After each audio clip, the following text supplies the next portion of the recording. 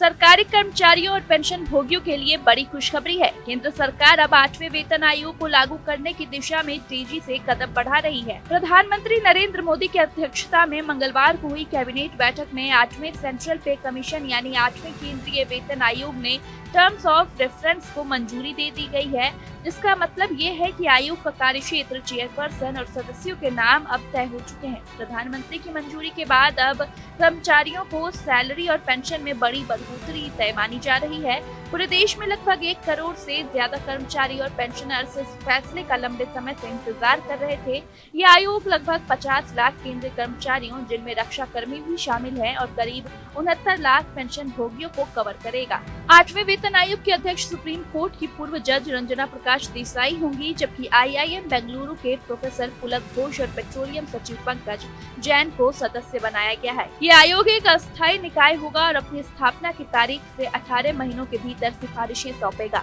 जरूरत पड़ने पर यह अंतरिम रिपोर्ट भी दे देगा। सरकार ने साफ किया है कि आयोग की सिफारिशें 1 जनवरी 2026 से लागू मानी जाएगी। हालांकि नीति विशेषज्ञों का मानना है कि पूरी प्रक्रिया और समीक्षा में 2 से 3 साल का समय लग सकता है, यानी पूरी तरह लागू होने में 2028 तक का वक्त भी लग सकता है। बड़ा फैसला लिया गया।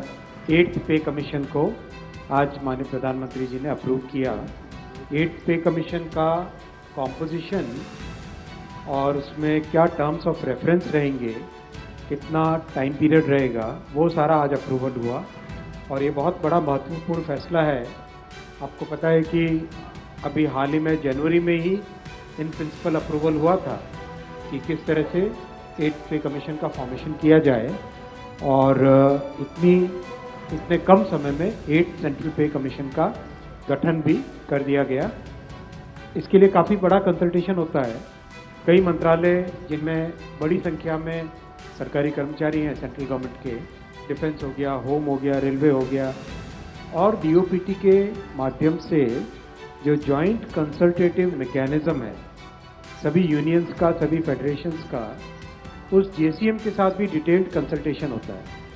इन सब कंसल्टेशंस के बाद में ये टर्म्स ऑफ रेफरेंस फॉर्मेशन किया गया है, तो ये बहुत ही एक इम्पॉर्टेंट टाइमली एक्शन ले लिया गया है। जानकारों के मुताबिक इस बार फिटमेंट फैक्टर यानी मल्टीप्लायर फॉर्मूला सबसे अहम भूमिका निभाएगा। पिछले यानी कि 7वें वेतन आयोग में ये 2.57 था। अगर इसे बढ़ाकर 2.86 किया गया तो कर्मचारियों की सैलरी में काफी उछाल देखने को मिलेगा। उदाहरण के तौर पर लेवल 1 के कर्मचारियों यानी चपरासी या अटेंडेंट की सैलरी जो अभी 18,000 रूपए है, वो बढ़कर 51,480 रूपए तक पहुंच सकती है। लेवल 2 के लोअर डिवीजन कलर की सैलरी 19,900 से बढ़कर 56,900 रूपए हो जाएगी। लेवल 3 के कांस्टेबल या तकनीकी कर्मचारियों की सैलरी 21,700 से बढ़कर करीब 62,000 रूपए तक पहुँचने की उम्मीद है। वहीं लेवल 5 के सीनियर क्लर्क या टेक्निकल स्टाफ की सैलरी लगभग 83,000 रूपए तक जा सकती है। सिर्फ वेतन ही नहीं बल्कि रिटायर्ड पेंशनर्स के लिए भी ये फैसला खुशखबरी लेकर आया है।